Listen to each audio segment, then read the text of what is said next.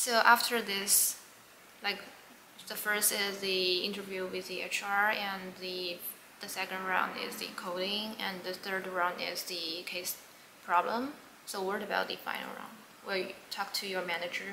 Yes, the final round is basically talking with the manager. So this manager could either be the person who is hiring the employee for his or her own team, yeah, or someone you wouldn't be working with in the future. You don't know. Oh, okay. But typically it's a manager, or even someone whose level is higher than manager. And what they're typically looking for in this round is still communication skills. It's still basically some questions around your resume. Also, they will throw up some behavioral questions, like what is the biggest challenge you've tackled with, something like that. Sounds like very similar with the first round, but more specific, maybe. Yes. Actually, this is also very important because the hiring manager typically has the most power in terms of deciding whether this person could be hired or not. So, and it's getting very specific. So, for example, if the hiring manager is exactly the same person who's looking for who is looking for an employee for his or her own team, they would try to say, okay, is this person the one I would really want to hire for my team? So this would get really personal. Like it's actually trying to see if the manager's style or your style match the manager's style in terms of communication and work on the problem. So that it's getting specific to the team you'll potentially be working for, as opposed to when you're in the first round, it's more like a general talk without any preference. But hiring managers typically have their own preference in terms of hiring what kind of people. So yeah, there's a chance that your style, like you're a perfect candidate as passing all those three previous rounds, but your style was just not the style that the hiring manager likes. Yeah. So there is a chance for it to fail in this round as well. So how long will the whole process take? Like 2 or 3 hours? No, it's typically shorter, like 30 minutes of talk. Okay. And yeah, there's also no specific questions framed around that, like specific problems framed, like the second and third rounds. When will you be notified if you get passed or failed? Like after the... That actually depends on when you finished the interview. So let's say if you finished the interview right before the Christmas holiday, it would typically take longer because the company would get shut down during Christmas break. So it depends, but typically all the summer, like in general for those large tech companies in the United States, the summer intern hiring process typically ends around April. April or May. So you will get notified before that at least, and it also depends on the hiring practice. So for example, if some companies do a rolling basis, basically they have 10 headcounts for interns for this fiscal year, and it's basically first come first serve. If I already hired 10 interns or 9 interns already, the first one who get passed or finished his round, he will be the first to be notified. So he will be first to get notified. But there will be also another practice, like a batch interviewing process. So basically, all the decisions will be made after interviewing all the interns, and the people who got selected will be notified at the same time. So that's like 2 typical practices here. Great. So great to hear that. So is there like, after you get admitted, got this job, well, do you think is there like any challenges or some of the things that you didn't expect before, or you like want to share with us? I think the challenge I faced during the internship, like the challenge itself I faced in the internship is very specific to the time. So it was summertime in 2020.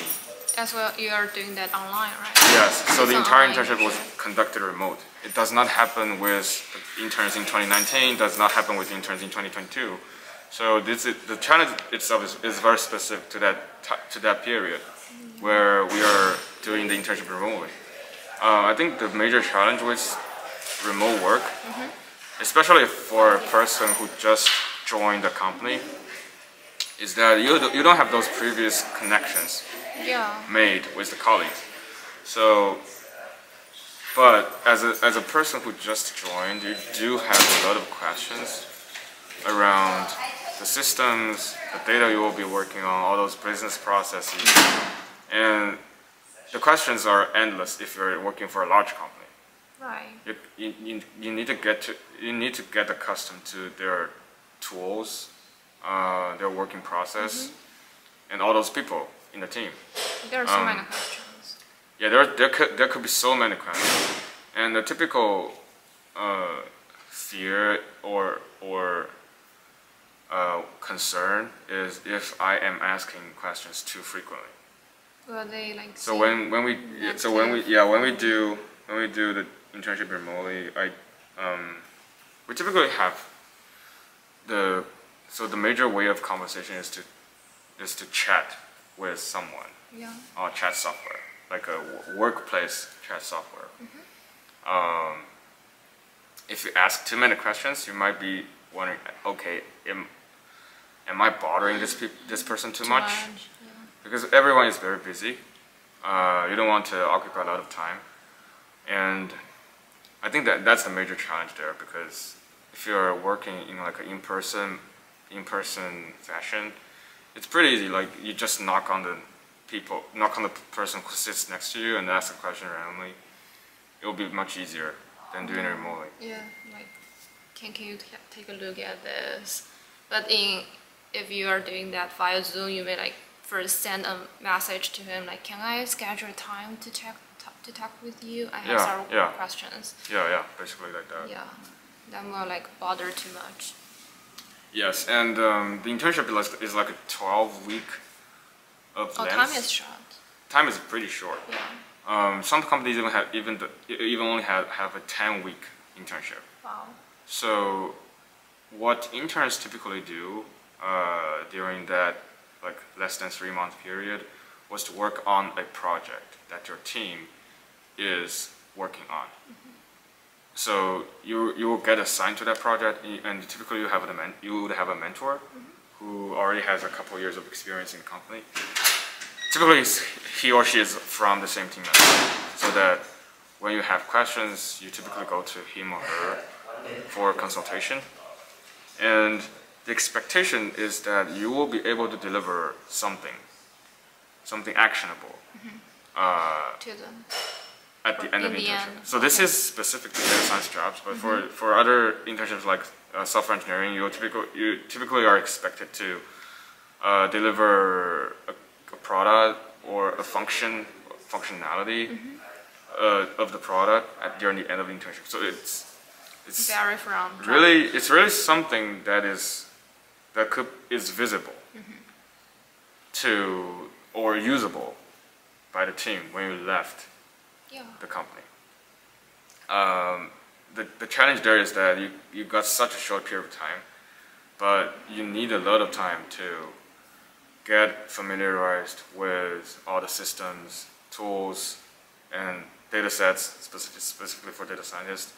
So it's pretty challenging. And as far as I remember, I really started working on the project in the middle of the internship. Like the first 6 weeks was all spent on those trainings, understanding the systems, asking questions, get clarification. So the time is pretty limited. And you begin your job like after the 7th week, or so like in the middle. Yeah, so I barely started in the middle, and it's typical for a lot of interns actually. So the internship could be in some ways stressful because you really want to deliver something before you leave. Right. But the time allocated is typically not enough for you to deliver something solid. So do you spend, did you spend more time after work to do that? I did, and I'm not assuming everyone does, Yeah. but I guess a lot of people working as interns would work overtime. Right. Especially if you want to get. Yeah, especially if we want to get a full-time return job. offer. Right. So it could be stressful. So when I after 1 year of staying at LinkedIn, I would say internship is typically more stressful than full-time jobs. Because a full-time job, someone get up at 9 or 10. So how about during your internship? You get up wake up at 8 or probably? So I'm not sure. I just get so during my internship, I was living on the East Coast, and LinkedIn is located on the West Coast. Right. So you have 3-hour time difference. Yes. So 9 a.m. is typically where everyone starts work. Right. And also when those meetings start. But it was 12 p.m. on the East Coast. Right. So my working hours was more like 12 p.m. to 8 or 9 p.m. in the evening. And if I have to work overtime, I typically use the next morning. Oh. Before 12 p.m. when everyone is still sleeping on the West Coast, I would typically start working on something I didn't get to finish. That's a good thing. Because if you I think most of the international students who wants to get an internship, they'll definitely want to have a return offer. Yes. Yeah. Yes. It's the same if you want to have a job back in companies back in China. It feels like the same. Yeah, it feels like. I think the stress is the same, especially for those big names, where everyone wants to get into. It's typical that you have to stay competitive. Right. So after 1 year full-time job, are there any other things you want to share about? One thing I want to talk a little bit more is the difference I observed or I felt by myself between a full-time job versus internship. I think it's kind of important for people who want to stay for at least a couple of years in the United States to develop their career. I think so. One thing typical of internship is you only have to work on one project, and if it's done, it's done, and you are gone. Right. So even if you're not returned, the worst case is you don't get a return offer, and you don't have to care anything about the project you worked on. But as a full-time employee, your work is actually comprised of multiple internships. It's not a perfect metaphor, but it's multiple stages. So what we typically do is for every quarter, so a quarter is 3 months of time.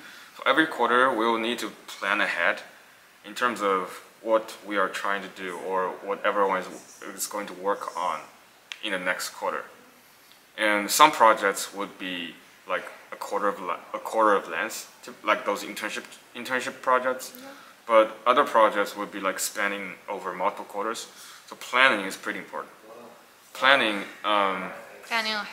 ahead, and typically you would work on multiple projects in the same quarter, in parallel.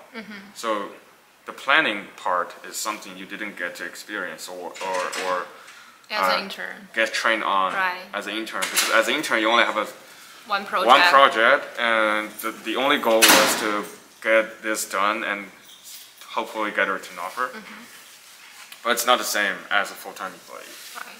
And also another major difference is as a full-time employee, let's say at least you're expected to stay at the same company for 2 or 3 years.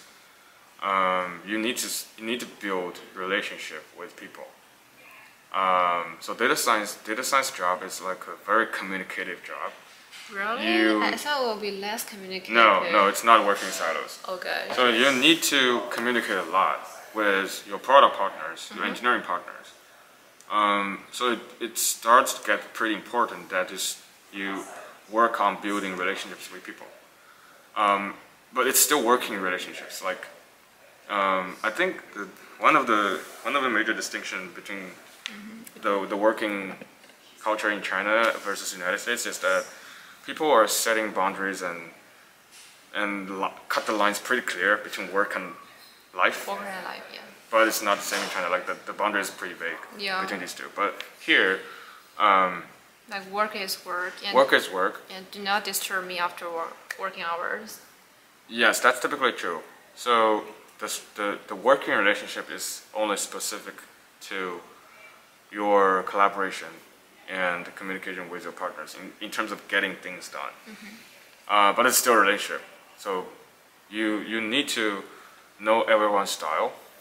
And when you have something that needs alignment from your partners or other teams, you need to like rely on the relationships you have built to get this accepted by a broader group of people.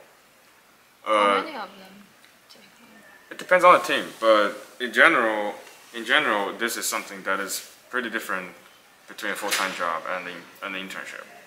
So during the internship, the people you get connected or having regular conversations is typically only limited to your manager and your mentor. But as a full-time employee, you're expected to have a much broader connection, network with your colleagues. So it's also pretty important that you start to working on those work relationships with a much broader group of people. If you want to if you're looking for like a long-term commitment to the company or this job. Yeah, I feel that like someone, because I saw other YouTube videos talk about their job, like if they are working as a data scientist, they may also want to build a relationship with the consumer part or the software development part. And it's very nice if you have such connection, because you will know like who you can talk to, and you can also get advice from them, like how you can handle them perfectly. Yes, that's right. That's right. Yeah, great. So, yeah, in the end, do you want to recommend some advantages of working in LinkedIn? Like, what kinds of opportunities you will have? So LinkedIn has pretty good company culture. I think the culture is pretty getting everyone a chance to land their job, to become someone they want to be. So I like the mission that LinkedIn is driving. And secondly, I think the second one is more general to large tech companies. So I think one of the major advantages of working in large tech companies is that you get the chance to receive systematic trainings or very standardized trainings in terms of the tools, skills, and the working process, and you have a lot of people to learn from. Right. Within the company itself. This is pretty important for people who just starts their early career. I do have a couple friends who started their job in a startup, but I chose to work for large companies first because I think in the earlier career stage I would I should be more focused on building up my skills and learn from the people who are more experienced. So large companies do have an advantage over that. Yeah, that's true. Because for startup, there may be much fewer people working there. Yeah, for startup, it's more like you need to make decisions and figure things out by yourself in a lot of cases. But one of the advantage working in startups is that your learning curve is going to be pretty steep because your scope is much larger. And there's more chance for you to make an impact because you're given larger scope and you're carrying more responsibilities and you have more power in terms of deciding the direction of the project or the product itself. So yeah, I think both big techs and startups have their own ups and downs, and it's still up to people themselves, like in terms of how what kind of what kind of job. preference they have. Thanks for watching. So if you also have any other questions regarding with data scientists, feel free to comment below and see you next time. Bye. Thank you so much.